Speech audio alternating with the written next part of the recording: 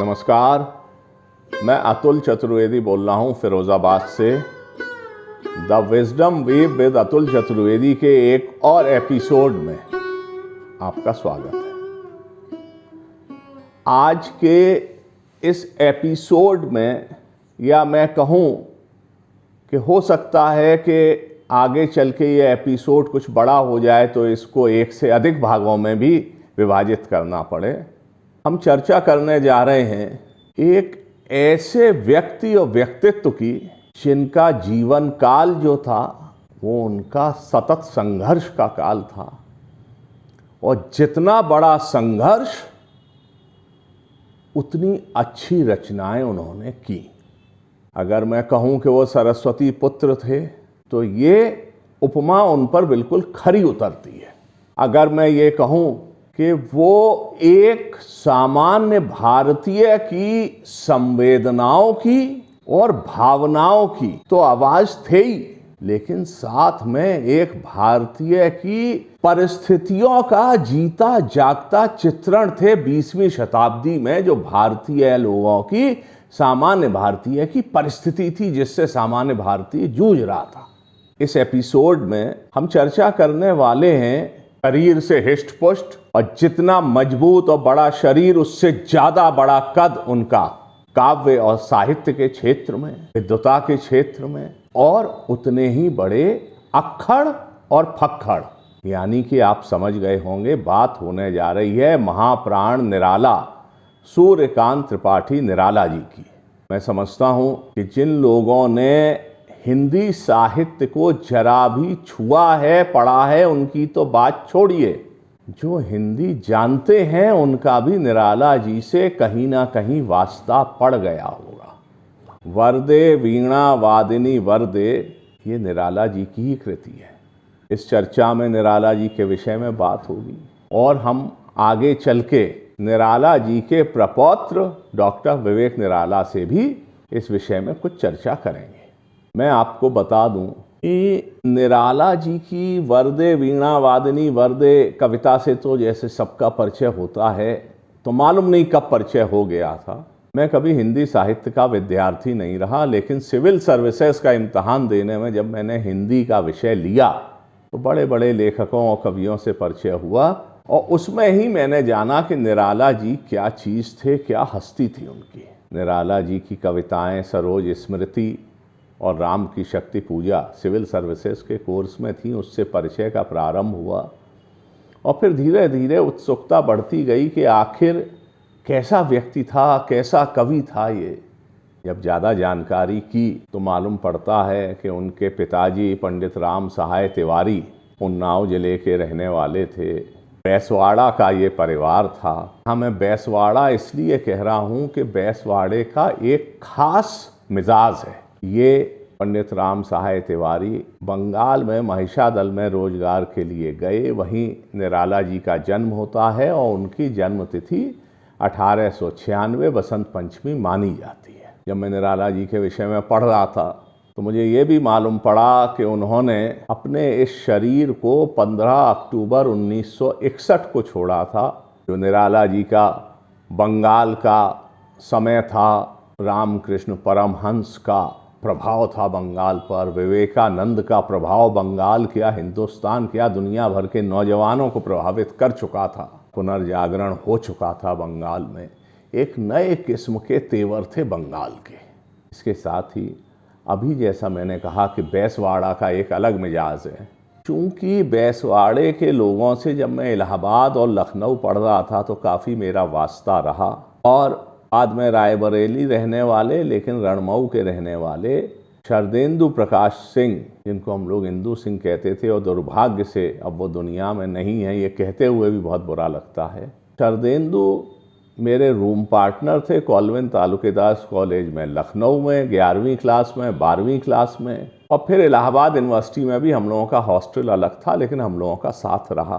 शरदेंदु की वजह से उस इलाके के बहुत से लोगों से मिलना हुआ, और मैंने जाना कि बैसवाड़ा का मिजाज जो है अक्खड़पन का भी है, फक्कड़पन का भी है, और भावनाओं के उद्वेग दिल में लेके रहने वाले लोग बैसवाड़ा की एक मिजाज की खासियत है।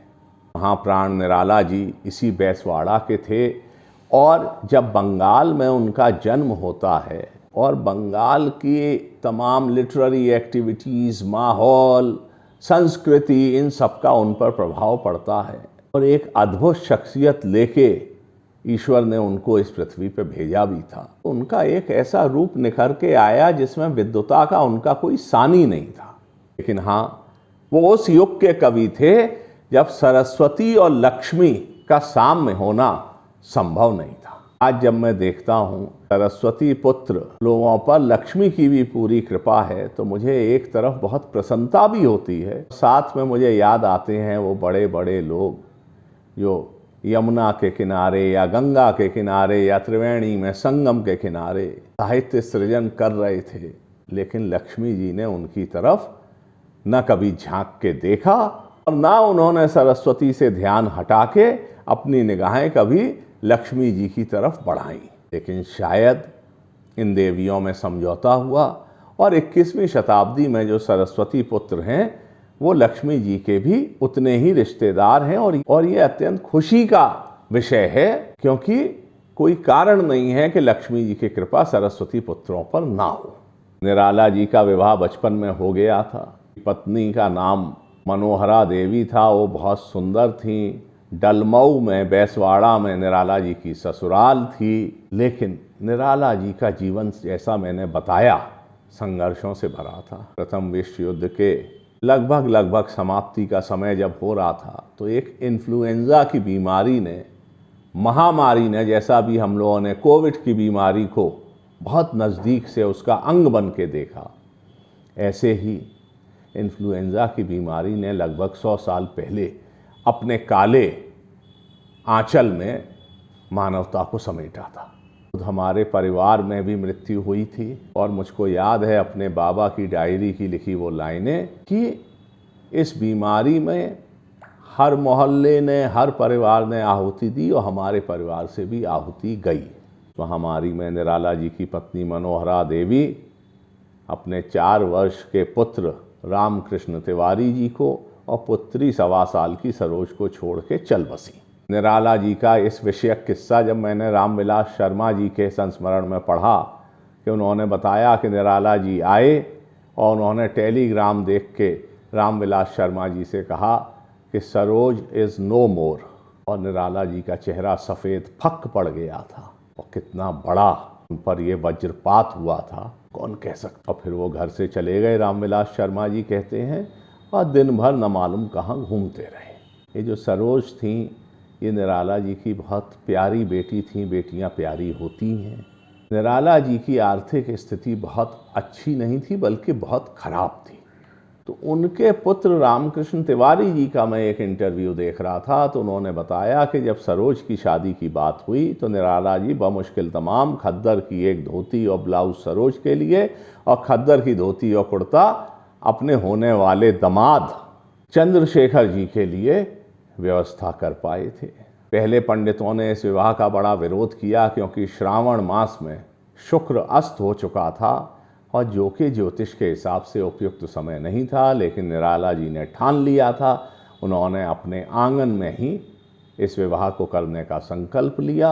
वहाँ पर यज्ञ खम्भ को उन्होंने गाड़ा, सारे गांव की दावत कर आए, नौते आए। और जब ये शादी हुई तो पंडित ने कहा मोहर चाहिए जो सिर पर मुकुट सा दामाद के पे, लड़के के पे लगता है, तो उसकी भी व्यवस्था नहीं थी। तो निराला जी अंदर से तुलसीदास कृत रामचरितमानस ले आए और उन्होंने वो सिर पर रख के कहा ये सिर मोहर है, इससे बड़े मोहर क्या होगा। और उनकी वो लाडली बेटी चल बसी 1935 में लगभग 18 साल की उम्र पूरा करके। और उसकी स्मृति में जो निराला जी ने कविता लिखी है सरोज स्मृति, ऐसा हो नहीं सकता कि कोई व्यक्ति उस कविता को पढ़े और भावुक ना हो जाए। उन्मेष पर जो प्रथम चरण, तेरा वह जीवन सिंधु तरण, तनये ली कर दृक्पात तरुण, जनक से जन्म की विदा अरुण, गीते मेरी तज रूप नाम, वर लिया अमर शाश्वत विराम, पूरे कर सुचितर सपर्याय, जीवन के अष्टादशाध्याय। चढ़ मृत्यु तरण पर तूर्ण चरण, कह पिता पूर्ण आलोक वरण, करती हूँ मैं यह नहीं मरण, सरोज का ज्योति ही शरण तरण। इन पंक्तियों से ये कविता शुरू होती है और आप ये कविता पढ़ेंगे तो अपने पुत्री का बड़े होने का वर्णन, अपने जीवन की समस्याओं का वर्णन, तमाम चीज़ें हैं जिसका निराला जी ने इसमें बखूबी वर्णन किया है और अपने कष्ट का उन्होंने जो इसमें वर्णन किया है और जो सामाजिक परिस्थितियों का वर्णन किया है वो अद्भुत है। इस कविता की आखिरी पंक्तियां भी मैं कहना चाहूँगा कि उसमें निराला जी एक पिता हार गया है, कैसे उसकी तकलीफ बताई गई है। मुझ भाग्यहीन की तू संबल, युग वर्ष बाद जब हुई विकल, दुख ही जीवन की कथा रही, क्या कहूँ आज जो नहीं कही। हो इसी कर्म पर वज्रपात, यदि धर्म रहे न तो सदा मात, इस पथ पर मेरे कार्य सकल, हो भ्रष्ट शील के से शतदल, अन्य गत कर्मों का अर्पण, कर करता मैं तेरा तर्पण। निराला जी की कविता में पीड़ा भी है तो जूही की कली जैसी कविताएं भी हैं। आगे इस चर्चा में जहाँ हम उनके प्रपौत्र विवेक निराला जी से बातचीत करेंगे तो कई बातें निकल के आएंगी, साहित्य की भी, परिवार की भी। रोचक बातें भी होंगी जब निराला जी गांधी जी से हिंदी विषय पे एक संवाद कहें या वाद विवाद कहें करने पहुंच गए। जवाहरलाल नेहरू जी और निराला जी के संबंधों की बात होगी, फिराक गोरखपुरी और निराला जी के संबंधों की बात होगी, महादेवी वर्मा और निराला जी के संबंधों की बात होगी। ये जो चर्चा आज हम करने जा रहे हैं और मुझे लगता है निश्चित तौर पर इसका एक से ज़्यादा शायद एपिसोड में इसको हमको बांटना पड़ेगा, लेकिन ये चर्चा एक इस किस्म की रोचक चर्चा होने जा रही है कि जिसमें एक हंसी मजाक की भी बात होगी, लेकिन उसके पीछे छिपी पीड़ा तक आप पहुंच ना पाएं ये संभव नहीं है। मनुष्य की तकलीफ़ें आप देखेंगे और फिर फक्कड़ मिजाजी देखेंगे कि निराला जी पर कंबल आया खुद के उड़ने को, अगर किसी ज़रूरतमंद को देख लिया तो वो खुद आड़े बदन घूम रहे हैं, लेकिन कंबल ज़रूरतमंद के शरीर पर चला जाएगा। ये तमाम चीज़ें हैं। इन चीज़ों के साथ इस चर्चा को हम शुरू करने जा रहे हैं निराला जी के विषय में। अब आगे की चर्चा हम करेंगे उनके प्रपौत्र डॉक्टर विवेक निराला के साथ, जो कि इस सीरीज के अगले एपिसोड में आपके समक्ष प्रस्तुत की जा रही है।